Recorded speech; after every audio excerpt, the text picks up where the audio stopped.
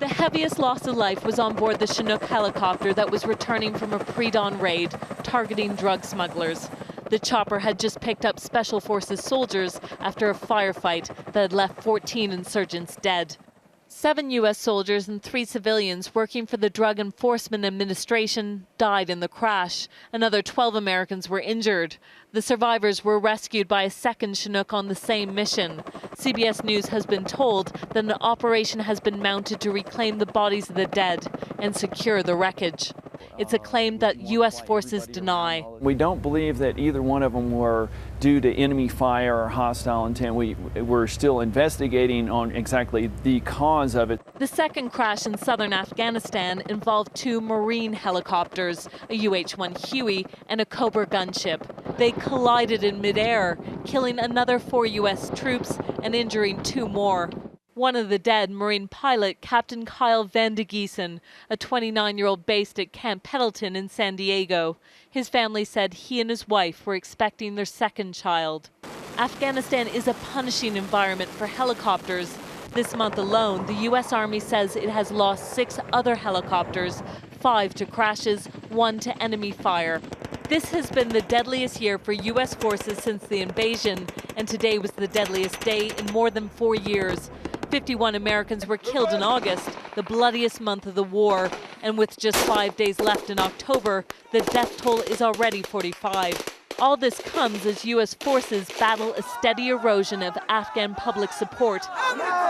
For the past 2 days, nationwide protests have been held against U.S. troops accused of burning the Quran.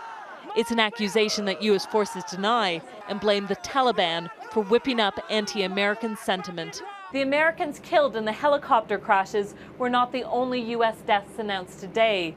The Defense Department says that another 2 U.S. soldiers were killed after coming under attack in a roadside bombing. Mandy Clark, CBS News, Kabul. Lara Logan is our Chief Foreign Affairs Correspondent. Good to have you here this evening. You've been working your sources on this all day long today. What have you been able to discern about what happened in these big helicopter crashes? Well, the U.S. clearly doesn't want to indicate that even the possibility of hostile fire at this point. They say they're still investigating. What the Taliban is saying, the Taliban commander of that region is saying very clearly that as the helicopter was taking off, when it was still flying low and it was still slow, that's when they hit from the right-hand side with heavy machine gun fire and a rocket-propelled grenade. That seems to be consistent with what's happened here. The evidence, the facts as we know it, are that there were a number of survivors. When a helicopter is hit, high up in the air and has a catastrophic crash to the ground, usually there are no survivors. Here there were a significant number of survivors, 12 Afghans and a number of Americans as well. Hard landing, as they say. Exactly, some kind of hard landing. Also, the helicopter in question was being flown by Special Operations Forces. They are the best pilots the United States has. They don't normally have accidents. And for them to be involved, they fly only at night. Afghanistan is one of the most difficult countries in the world to fly at night.